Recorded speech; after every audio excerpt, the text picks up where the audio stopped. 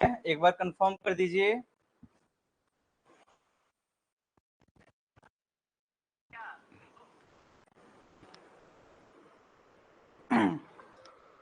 M I audible? Confirm me. मेरी आवाज आ रही है? एक बार कंफर्म कर दीजिए, फिर हम सेशन कंटिन्यू करते हैं। Am I audible? जल्दी से बताइए, मेरी आवाज आ रही है सभी तक? ओके ओके ओके, चलिए ओके।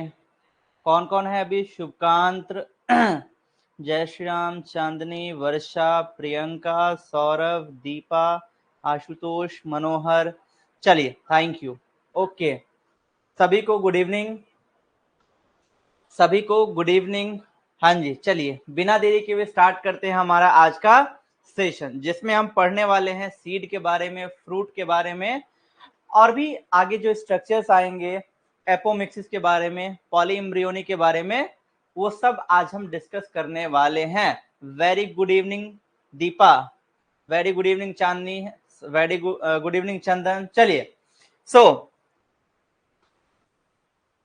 सभी का स्वागत है आज के वीडियो में, आज के लेक्चर में, जिसमें आज हम पढ़ने वाले हैं पोस्ट फर्टिलाइजेशन के इवेंट्स के बारे में। ठीक है, जिसमें हम पढ़ने वाले हैं पोस्ट फर्टिलाइजेशन के इवेंट्स के बारे में। Just a minute wait. हाँ जी, तो आज हम पढ़ने वाले हैं पोस्ट फर्टिलाइजेशन इवेंट के बारे में। जैसा कि आप सभी को पता है कि ये बातें मैंने पहले भी बता दी हुई है कि हमने अपना फ्लावर टॉपिक फिनिश कर लिया, प्री फर्टिलाइजेशन फिनिश कर लिया, हमारा डबल फर्टिलाइजेशन वाला टॉपिक हो गया, पोस्ट फर्टिलाइजेशन भी आधा हो गया, कुछ बाकी है, और जो हम आज करेंगे that is post fertilization event का बचा हुआ topic and apomixis and polyembryony. और इसी के साथ आज हम फाइनली अपना चैप्टर फिनिश कर लेंगे और कल हम स्टार्ट करेंगे अपना अगला chapter that is human reproduction. Clear? So आज का जो लेक्चर है वो है सीड के बारे में आज पढ़ना है। तो चलिए बिना देरी किए हुए चलते हैं सीड। सो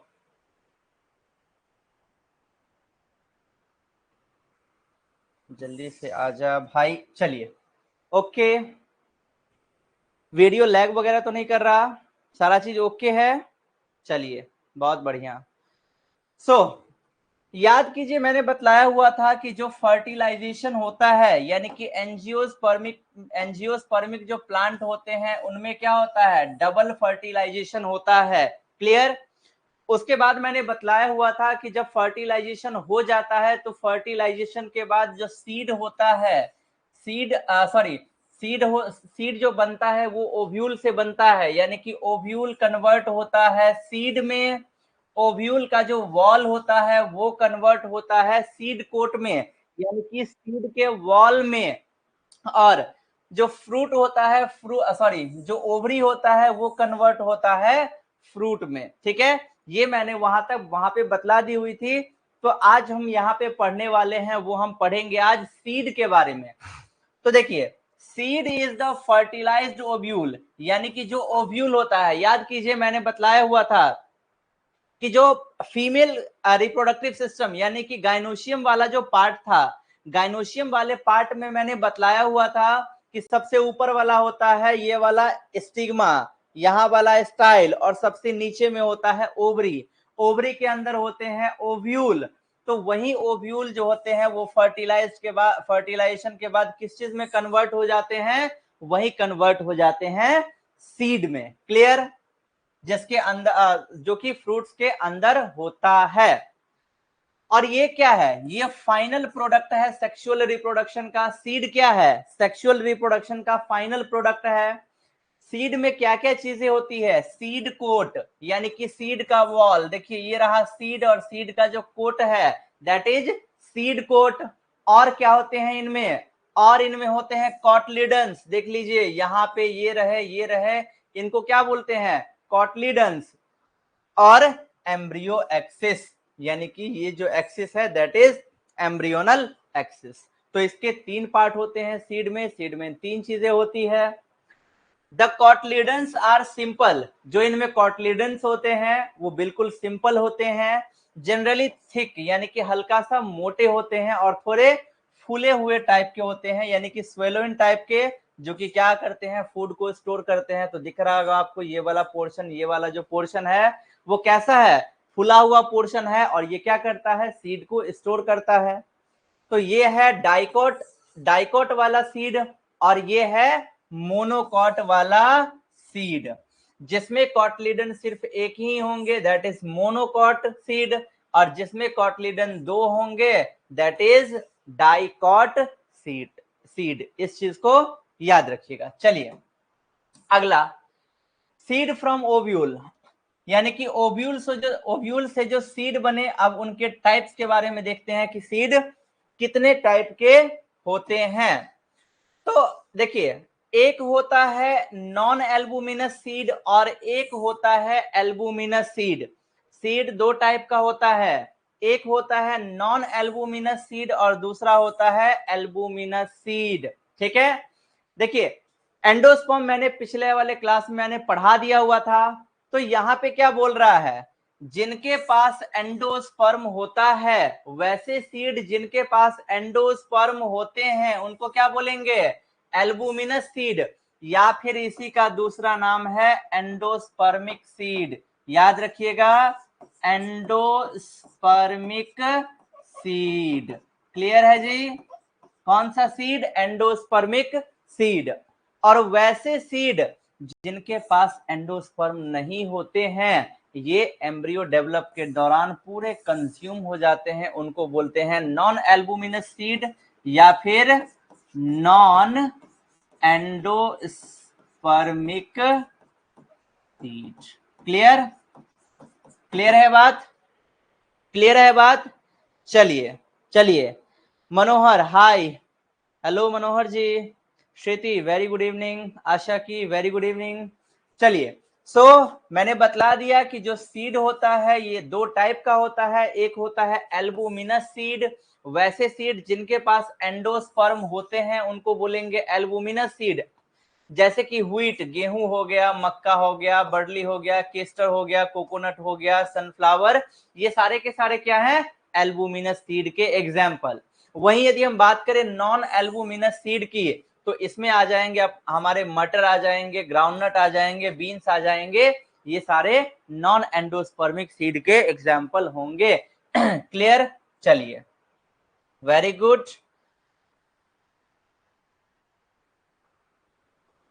तो ये था हमारा सीड का टाइप। ठीक है जी, ये था हमारा सीड का टाइप, ये हम अभी देख रहे थे। और उसके बाद ये कुछ स्ट्रक्चर्स हैं सीड के। ठीक है, जो कि आपको दिख रहा होगा, सीड के ऊपर जो कोट है दैट इज सीड कोट, यहाँ पे दिख रहा होगा, ये है कॉटलीडन, यहाँ पे दो कॉटलीडन है। ठीक है, इस वाले में आपको दिख रहा होगा, इसको बोलते हैं हाइपोकोटाइल, और ये वाला जो दिख रहा होगा इस वाले में क्या है, एंडोस्पर्म प्रेजेंट है, यानी कि ये कैसे सीड है, एंडोस्पर्मिक सीड। यहाँ पे प्रेजेंट नहीं है तो ये कैसे होंगे, नॉन एंडोस्पर्मिक सीड। यहाँ भी एंडोस्पर्म प्रेजेंट है, यानी कि ये क्या कहलाएंगे, एंडोस्पर्मिक सीड। क्लियर, चलिए अब आइए, अब देखिए ये क्या कहते हैं भाई साहब, ये कह रहे हैं यहाँ पे occasionally in some seed, example हो गया ब्लैक पेपर और beet, remnants of nucellus are also persist, it is called perisperm. ठीक है, ओकेजनली बात कर रहा है, यानी कि बाई चांस, कभी कभार कुछ सीडों में, जैसे कि ब्लैक पेपर और बीट के जो सीड होते हैं उनमें न्यूसेलस के कुछ पार्ट बच जाते हैं, इसी को क्या बोलते हैं, पेरिस्पर्म। न्यूसेलस याद कीजिए, बोलोगे सर न्यूसेलस क्या होता है, तो ओव्यूल के डायग्राम में मैंने बतलाया हुआ था। ठीक है, एम्ब्रियो सैक से पहले वाला जो स्ट्रक्चर था दैट इज न्यूसेलस। तो किसी किसी सीड में जब ये न्यूसेलस बच जाते हैं तो इसी को क्या बोलते हैं आगे, perisperm. Clear, integument of ovule harden as tough protective seed coat. जो इंटेगुमेंट होता है, मैंने क्या बतलाया हुआ था कि जो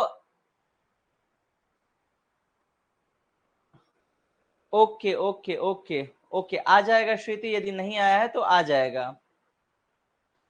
हाँ, लाइव क्लास वाला जो सेशन होता है वो 24 से 48 घंटे के अंदर में वैसे आ जाता है, आ जाएगा, ठीक है।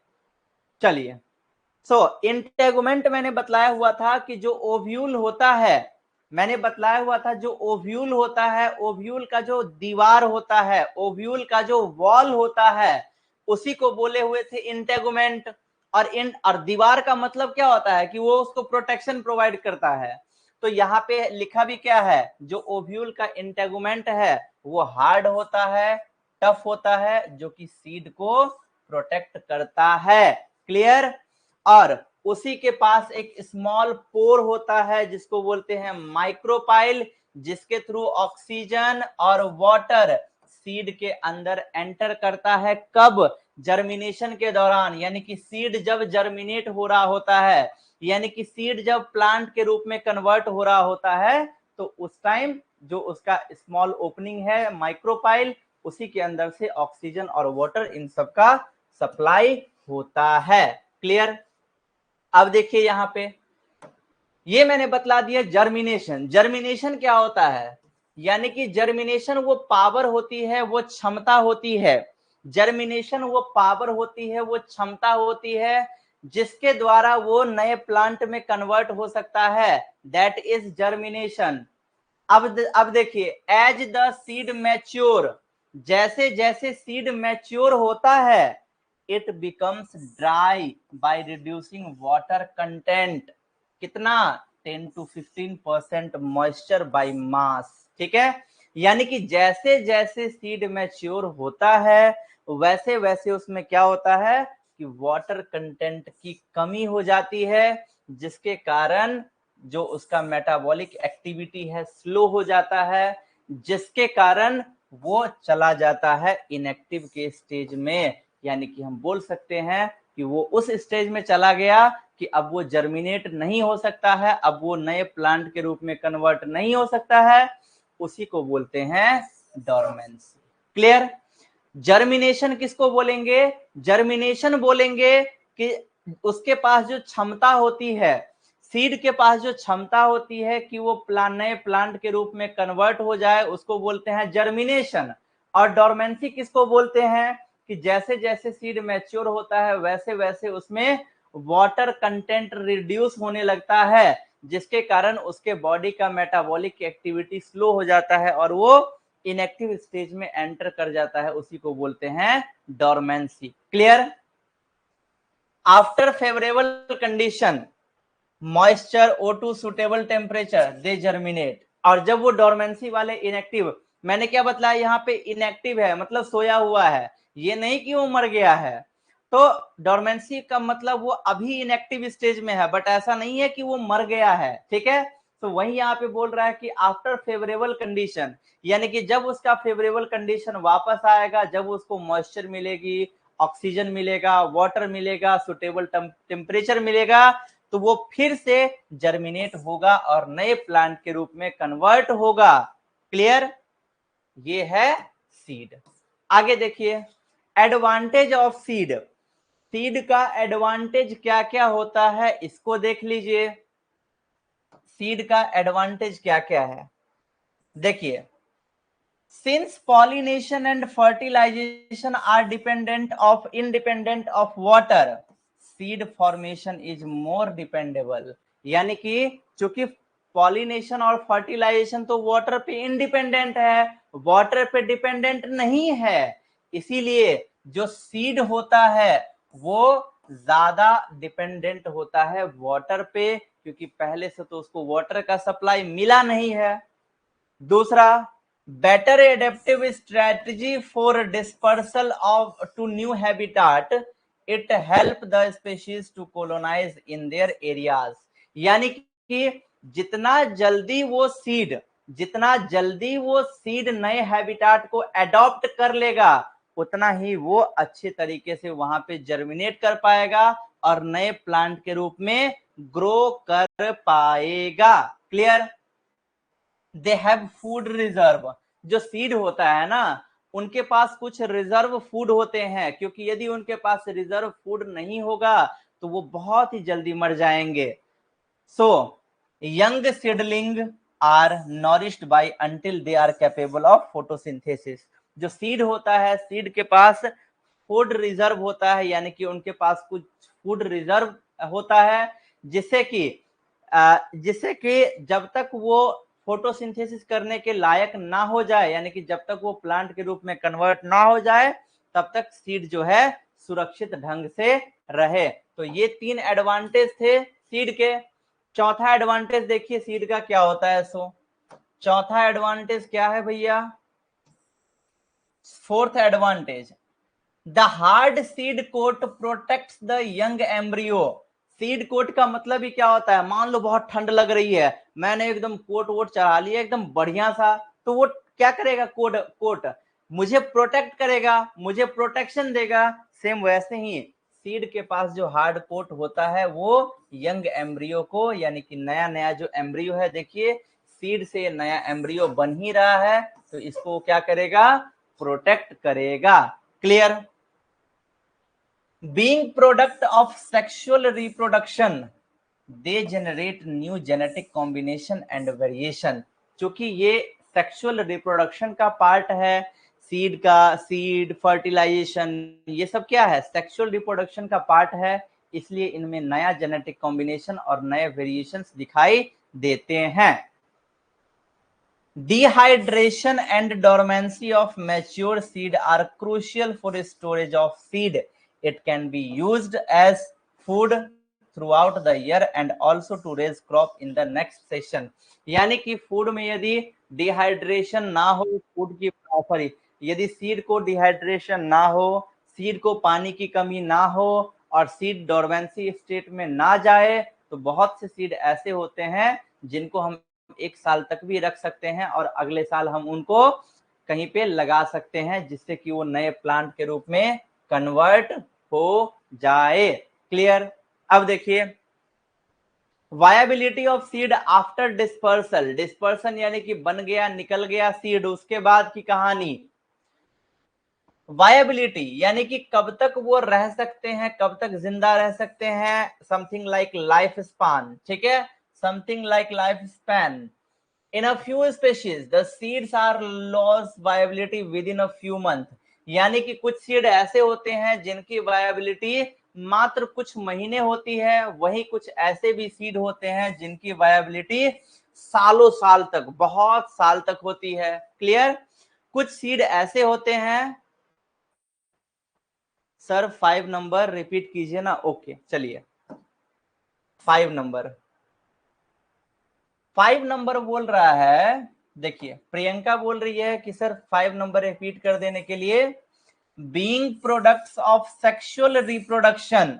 ठीक है, चूंकि सीड क्या है? सेक्सुअल रिप्रोडक्शन का प्रोडक्ट है, इसीलिए ये क्या करेगा? नया जेनेटिक कॉम्बिनेशन और नया वेरिएशन क्रिएट करेगा। जैसे याद कीजिए मैंने बतलाया हुआ था। ठीक है, याद कीजिए कहानी आप पहले की, याद करो वो रातें। ठीक है, याद करो, भूल मत जाना उन रातों को, जिस रातों में तुमने मेहनत करके 10th का एग्जाम निकाला था। ठीक है, चलिए पॉइंट पे आइए। तो याद कीजिए ए सेक्सुअल रिप्रोडक्शन जब मैंने पढ़ाया था, तो ए सेक्सुअल रिप्रोडक्शन में मैंने बतलाया हुआ था कि वो जेनेटिकली और मॉर्फोलॉजिकली दोनों ही के अकॉर्डिंग बिल्कुल सेम होते हैं। जो ए सेक्सुअल रिप्रोडक्शन के द्वारा जो बनते हैं वो जेनेटिकली और मॉर्फोलॉजिकली दोनों ही एंगल से बिल्कुल सेम होते हैं, लेकिन सेक्सुअल रिप्रोडक्शन के द्वारा जो बच्चे पैदा होते हैं उनमें जेनेटिक कॉम्बिनेशन अलग अलग होता है, साथ ही साथ उनमें वेरिएशंस भी आती है, जैसे हम लोग। ठीक है, तो वही यहाँ पे बोल रहा था कि जो सीड है, वो जो सीड है चूंकि वो भी सेक्सुअल रिप्रोडक्शन का पार्ट है, इसीलिए अलग अलग सीड में अलग अलग, यानी कि नए नए सीड में नए नए जेनेटिक कॉम्बिनेशन दिखाई देते हैं और उनमें हमें वेरिएशंस भी दिखाई देती है। क्लियर है बातें? चले आगे बढ़े। क्लियर हो गया प्रियंका?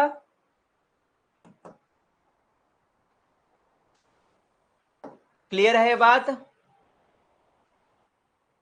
चलिए ओके, धन्यवाद। ओके सो अगला कुछ एग्जाम्पल है जो कि आपको याद रखना है, जैसे कि कुछ सीड, अब मैंने क्या बताया, कुछ स्पेशीज, सीड के कुछ स्पेशीज ऐसे होते हैं जो कि विद इन फ्यू मंथ, यानी कि कुछ ही महीने तक उनकी वायबिलिटी होती है, यानी कि कुछ ही महीने तक वो जिंदा रह सकते हैं। क्लियर? कुछ स्पेशीज ऐसे होते हैं जो बहुत सालों तक जिंदा रह सकते हैं, ठीक है। और कुछ ऐसे होते हैं जो हंड्रेड्स ऑफ ईयर्स, 100 साल तक जिंदा रह सकते हैं। सबसे ओल्डेस्ट की बात करें, लुपाइन, जिसका बायोलॉजिकल नेम होता है लुपाइन आर्कटिक। ये जो होता है ये एक्सकेवेटेड किया गया था कहां से? आर्कटिक टुंड्रा वाले पोर्शन से। ज्योग्राफी भूगोल में पढ़े हुए होंगे, ठीक है। आर्कटिक एरिया वाला जो है, आर्कटिक टुंड्रा वाला जो एरिया है, वहां से इसको एक्सकेवेटेड किया गया था, वहां से इसको निकाला गया था। तो ये जो लुपाइन है, ये वाला, इसकी जो वायबिलिटी होती है वो 10,000 ईयर्स, यानी कि 10,000 साल इसकी वायबिलिटी होती है। किसकी? लुपाइन सीड की। Clear? 2000 years old viable seed is one of the date palm, यानी कि डेट पाम की वायबिलिटी कितनी होती है? 2000 years, यानी कि 2000 साल तक। और इसको किसने डिस्कवर्ड किया था? इसको डिस्कवर्ड किए थे, इसको डिस्कवर्ड किया गया था किंग हेरोड्स पैलेस, जो कि डेड सी के आसपास में है। तो वहां से इसको एक्सकेवेटेड, यानी कि इसको फाइंड आउट किया गया था आर्कियोलॉजिकल साइंटिस्ट के द्वारा। क्लियर? अब देखिए, वो तो हमने बात कर ली सीड की। अब आते हैं फ्रूट पे। फ्रूट क्या है भाई? फ्रूट क्या है? अब तो हमने पढ़ लिया सीड के बारे में, ये भी हमने पढ़ लिया कि सीड दो टाइप के होते हैं, एल्बुमिनस सीड होते हैं, नॉन एल्बुमिनस सीड होते हैं। एल्बुमिनस सीड वो होते हैं जिनके पास एंडोस्पर्म होता है, इसीलिए उसको एंडोस्पर्मिक सीड भी बोलते हैं। और नॉन एल्बुमिनस सीड, चूंकि उनके पास एंडोस्पर्म नहीं होता है, इसीलिए उसको बोलते हैं नॉन एंडोस्पर्मिक सीड, या फिर उसी का दूसरा नाम है नॉन एल्बुमिनस सीड, या फिर नॉन एंडोस्पर्मिक सीड। अब मैंने बतलाया हुआ था कि ओव्यूल से बनता है क्या? सीड, और ओवरी से बनता है फ्रूट। ये याद रखिएगा, आफ्टर फर्टिलाइजेशन ओवरी डेवलप होता है किसमें? फ्रूट में। फ्रूट में देखिए, ये सीड था, सीड के अंदर एंडोस्पर्म, एम्ब्रियो, सीड कोट, और ये फ्रूट है, और फ्रूट का जो बाहर वाला पोर्शन होता है that is pericarp. Clear? Transformation of ovule into seed and ovary into fruit proceeds simultaneously, यानी कि ओव्यूल से सीड में कन्वर्जन और ओवरी से फ्रूट में बदलाव दोनों एक साथ होते हैं। जो ओवरी का वॉल होता है वो डेवलप होता है किसमें? पेरिकार्प, यानी कि फ्रूट के वॉल के रूप में। ठीक है। फ्रूट में भी फ्लैशी, फ्रूट फ्लैशी हो सकते हैं, जैसे कि गुआवा हो गए, ऑरेंज हो गया, मैंगो हो गया, एटीसी, जिसमें आपको रस वगैरह मिले, जिसमें आपको रस वगैरह मिलेगा। यानी कि जो भींगे भींगे टाइप के जो फ्रूट्स होते हैं ना, दैट इज फ्लैशी। और ड्राई मतलब सूखे वाले फ्रूट, जैसे कि ग्राउंडनट हो गया, मस्टर्ड यानी कि सरसों, ये सब कैसे होते हैं? ड्राई, यानी कि सूखे हुए। क्लियर? अब देखिए, जो फ्रूट होता है, फ्रूट जैसे वहां पे सीड था दो टाइप का, वैसे ही यहाँ पे फ्रूट भी दो टाइप का दिया हुआ है, बट फ्रूट 3 टाइप का होता है। ठीक है, याद रखिएगा, आप फ्रूट 2 टाइप भी बोल सकते हैं और 3 टाइप भी बोल सकते हैं। 3 टाइप आप बोलिएगा तो ज्यादा बेस्ट रहेगा, यहाँ पे 3 कर देते हैं। तो फ्रूट 3 टाइप के होते हैं। एक होता है ट्रू फ्रूट, यानी कि वैसे फ्रूट जो ओवरी से डेवलप होते हैं, वैसे फ्रूट जो कि ओवरी से डेवलप होते हैं उसको क्या बोलेंगे? True fruit. क्लियर? जैसे कि जनरली जो प्लांट होते हैं उनमें ट्रू फ्रूट ही पाया जाता है। फॉल्स फ्रूट, वैसे फ्रूट जो कि ओवरी से डेवलप नहीं होते हैं, वो किससे डेवलप होते हैं? थैलमस से, इसीलिए उसको बोलते हैं फॉल्स फ्रूट। इसका एग्जांपल है एप्पल, स्ट्रॉबेरी और केशियो। याद रखिएगा, ये बहुत ही इंपॉर्टेंट है, एमवीबीआई है आपके नीट के एग्जाम के पॉइंट ऑफ व्यू से। क्लियर? ये बहुत बार बार ये पूछा हुआ है, चाहे आप किसी स्टेट बोर्ड के स्टूडेंट है या फिर आप नीट के स्टूडेंट है, आपके लिए बहुत ज्यादा इंपॉर्टेंट है ये कि फ्रूट 3 टाइप के होते हैं। ट्रू फ्रूट, जो कि वैसे फ्रूट जिनका डेवलपमेंट ओवरी से होता है उसको बोलेंगे ट्रू फ्रूट। फॉल्स फ्रूट, जिसका डेवलपमेंट ओवरी के अलावा किसी दूसरे पार्ट जैसे कि थैलेमस से होता है उसको फॉल्स फ्रूट बोलेंगे। और फॉल्स फ्रूट का एग्जांपल एप्पल, स्ट्रॉबेरी, कैशियो, ये सब याद रखिएगा, पूछा जाता है एग्जाम में। क्लियर। तीसरा फ्रूट, तीसरा फ्रूट कैसा होता है भैया? ठीक है, तीसरा फ्रूट कैसा होता है? तो देखिए, वैसे फ्रूट जो बिना फर्टिलाइजेशन के डेवलप होते हैं, उन दोनों में तो ये था कि चलो कम से कम फर्टिलाइजेशन के द्वारा तो डेवलप हो रहे थे, लेकिन पार्थेनोकार्पिक फ्रूट वैसे फ्रूट होते हैं जो बिना फर्टिलाइजेशन के डेवलप होते हैं, उसको बोलते हैं पार्थेनोकार्पिक फ्रूट, जिसका एग्जाम्पल है बनाना यानी कि केला। ये जो दिख रहा है आपको प्यारा प्यारा सा केला, ठीक है, और यही केला मिलता है एक मेले में, ठीक है, जिसमें सभी का दिल है अकेला, है ना। चलिए, अब जो पार्थेनोकार्पिक फ्रूट होते हैं उनमें कुछ ग्रोथ हार्मोन के कारण जो होता है उनमें वो सीडलेस होते हैं, यानी कि उनमें सीड नहीं पाया जाता है, ये बात याद रखिए। क्लियर। आजकल आर्टिफिशियल हाइब्रिडाइजेशन का जमाना है तो कुछ भी हो सकता है, बट जनरली उसमें सीड की कमी होती है। अब देखिए, अब आते हैं हम अपने सबसे लास्ट टॉपिक पे, जो कि हमारा था एपोमिक्सिस। एपोमिक्सिस, देखिए वहां पे मैंने क्या बतलाया था, फ्रूट का प्रोडक्शन विदाउट फर्टिलाइजेशन। जब फ्रूट बिना फर्टिलाइजेशन के बनता है तब उसको बोले थे पार्थेनोकार्पिक फ्रूट, लेकिन जब सीड का डेवलपमेंट बिना फर्टिलाइजेशन के होता है तब उसको बोलते हैं एपोमिक्सिस। ठीक है, जब सीड का प्रोडक्शन, जब सीड का फॉर्मेशन बिना फर्टिलाइजेशन के होता है तब उसको क्या बोलते हैं, फर्टिलाइजेशन। क्लियर है बच्चों। चलिए, इसका एग्जाम्पल याद रखिएगा, एस्ट्रेसी और ग्रासेस के एग्जाम्पल्स इनके अंदर आते हैं। अब यहाँ पे क्या बोल रहा है, it is a form of asexual reproduction that mimics sexual reproduction, यानी कि ये एसेक्सुअल रिप्रोडक्शन के द्वारा लगता है, क्योंकि इसमें बिना फर्टिलाइजेशन होता है, तो ये क्या करता है, सेक्सुअल रिप्रोडक्शन को हाइड कर देता है, सेक्सुअल रिप्रोडक्शन को ये छुपा देता है। कौन, एपोमिक्सिस, क्योंकि एपोमिक्सिस में फर्टिलाइजेशन ही नहीं हो रहा है। जब फर्टिलाइजेशन नहीं होगा तो जाहिर सी बात है कि वो asexual reproduction, sorry, sexual reproduction का पार्ट नहीं कहलाएगा। देखिए, development of apomictic seed. Apomictic seed का मतलब क्या होता है, वैसे सीड जिनका फॉर्मेशन बिना फर्टिलाइजेशन के हुआ है, दैट इज एपोमिक्टिक सीड। तो देखिए, in some species diploid cell is formed without reduction division. कुछ स्पेशीज में क्या होता है कि डिप्लॉयड सेल का फॉर्मेशन बिना किसी रिडक्शन डिवीजन के कारण होता है, जिसके कारण एम्ब्रियो बनता है बिना फर्टिलाइजेशन के। क्लियर।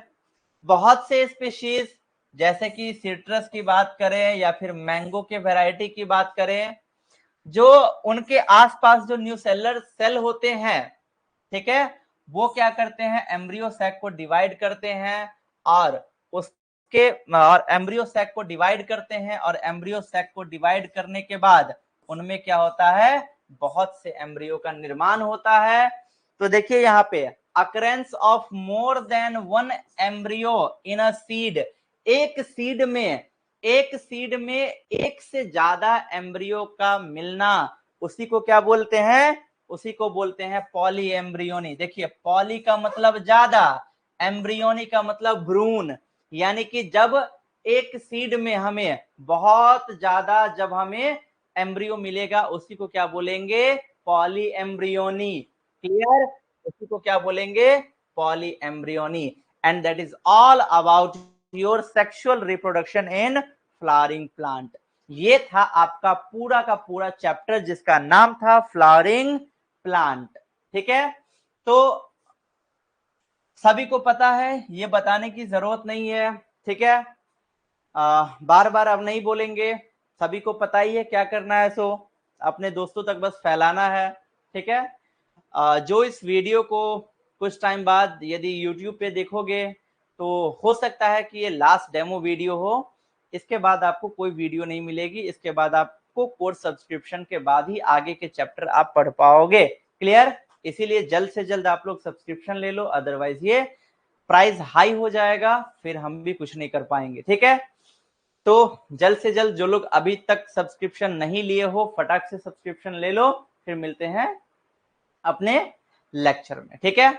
अब बताइए जितने लोग स्टूडेंट हो यहाँ पे कोई डाउट, किसी को कोई परेशानी समस्या तो बता दीजिए।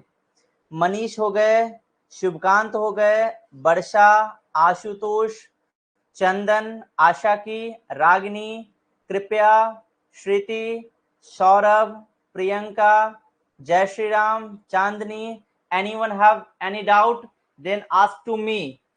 किसी के पास कोई डाउट हो, कुछ पूछना हो तो आप मेरे से पूछ लीजिए, ठीक है। Have any doubt then you can ask to मी।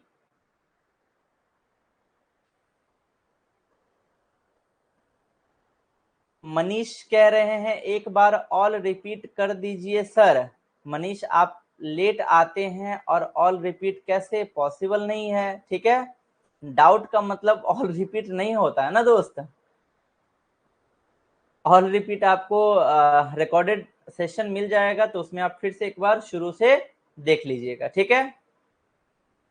चलिए तो एक दो कुछ क्वेश्चन का पोल करवा दिया जाए, देख लिया जाए सभी का टेस्ट। थोड़ा बहुत सिंपल सिंपल क्वेश्चन देंगे, ज्यादा टफ क्वेश्चन नहीं देंगे, ठीक है। तो चलिए बताइए इस क्वेश्चन का आंसर।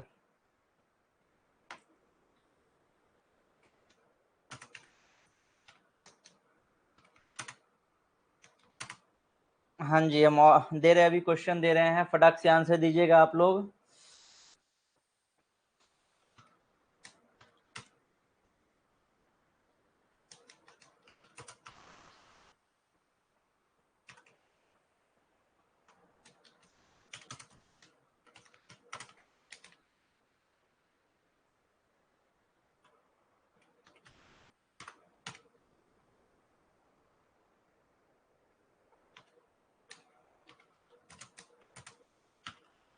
हाँ जी आंसर दीजिए इसका।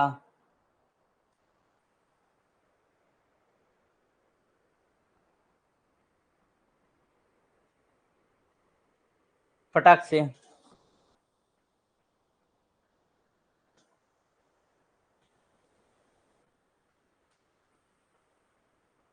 जल्दी से आंसर कीजिए, फटाक से फटाक से।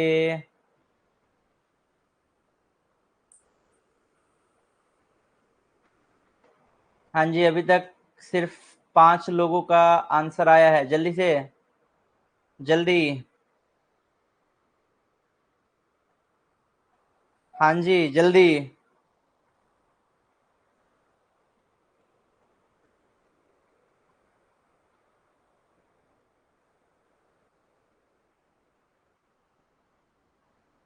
फटाफट चलिए बस 10 सेकंड बाकी है। 10 9 8 जल्दी से आंसर कीजिए जो लोग आंसर नहीं किए हो। 7 5 4 3 2 1 ओके टाइम आउट। देखिए इसमें जो आप लोग जो किए हो, इसमें 2 स्टूडेंट जो है ऐसा जिन्होंने किया था, सॉरी 5 स्टूडेंट ऐसे हैं जिन्होंने आंसर गलत किया है, ठीक है। वहां पे मैंने क्वेश्चन क्या किया था आप लोगों से, अभी अभी जो मैंने आप लोगों से क्वेश्चन किया था वो ये कि मेल गैमेटोफाइट इनमें से कौन सा है। अभी अभी जो मैंने आप लोगों से क्वेश्चन किया था दैट इज ये कि मेल गैमेटोफाइट इसमें से कौन सा है। तो 2 स्टूडेंट ने टिक किया है एम्ब्रियो सैक, ठीक है। तो भाई एम्ब्रियो सैक तो फीमेल गैमेटोफाइट है तो वो मेल गैमेटोफाइट कैसे हो जाएगा। और 2 स्टूडेंट नहीं, ज्यादा स्टूडेंट टिक किए हैं पॉलिन मदर सेल। भैया पॉलिन मदर सेल या फिर माइक्रोस्पोर मदर सेल, उससे तो पॉलिन ग्रेन बनेगा ही ना, ये भी नहीं होगा।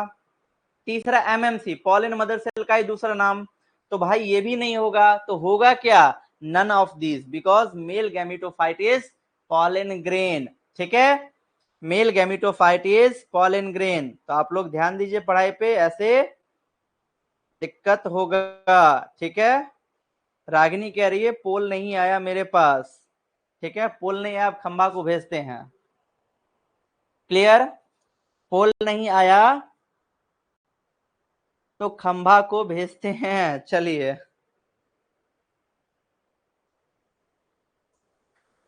ओके. सो ये रहा आज का हमारा सेशन, जिसमें हमने अपना आज का चैप्टर जो है सेक्सुअल रिप्रोडक्शन फ्लावरिंग प्लांट हमने फिनिश कर लिया. ठीक है, तो आज तो समय के अभाव के कारण हम ज्यादा पोल नहीं करवा पाए, बट अगला जो हमारा सेशन होगा वहां से हम डेली 5 से 10 क्वेश्चन पोलिंग करवाएंगे बीच बीच में कि स्टूडेंट कितना पढ़ रहा है, नहीं पढ़ रहा है. एंड आप लोगों से रिक्वेस्ट है कि जो आप लोग का जो कोर्स है उस कोर्स में आप जाओगे चैप्टर वाइज टेस्ट प्रैक्टिस में, जो उसमें जाओगे तो वहां पे sexual reproduction in flowering plant वाला टेस्ट अपलोड कर दिया गया है. बट वो टेस्ट आप लोग एक बार ही दे सकते हो. इसीलिए आप लोगों से मेरा रिक्वेस्ट है कि आप लोग पहले नोट्स को अच्छे से पढ़ लो, चैप्टर को अच्छे से पढ़ लो, एनसीईआरटी को अच्छे से रिवाइज कर लो, उसके बाद वो टेस्ट देना. तो टेस्ट देने में मजा भी आएगा. फिर जैसे जैसे हमारा सिलेबस कंप्लीट होता चलेगा वैसे वैसे टेस्ट वहां पे अपलोड कर दिए जाएंगे. साथ ही साथ आपको जो मैंने बोला हुआ था कि नीट का 10 इयर्स का पीवाईक्यू भी वहां पे आपको मिल जाएगा बायोलॉजी का, जिससे कि आप वहां से भी आप प्रिपरेशन कर सकते हो. ठीक है, तो ये रही हमारा आज का जो चैप्टर था sexual reproduction flowering plant finish हो गया. मिलते हैं कल अपने नए अंदाज में नए चैप्टर के साथ. ठीक है, चलिए, thank you so much guys. Good night, शुभ रात्रि, बाय बाय.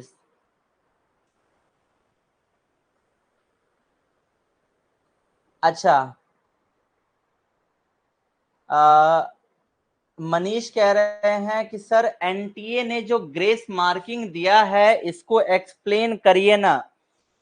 देखिए, जो इस बार का पेपर था वो जो इस बार का रिजल्ट आया है वो बिल्कुल ही बेकार रिजल्ट आया है. ठीक है, और इस पे एनटीए को एक्शन लेना चाहिए, क्योंकि 719 नंबर और 718 नंबर पॉसिबल ही नहीं है, क्योंकि +4 -1 मार्क्स का ये एग्जाम है. तो ये चीज पॉसिबल. तो इस बार बहुत सारा रॉन्ग रिजल्ट भी आया है. कुछ स्टूडेंट का ऐसा है जिनका स्कोर आ रहा है 365, लेकिन उनको कर दिया गया है 400 समथिंग.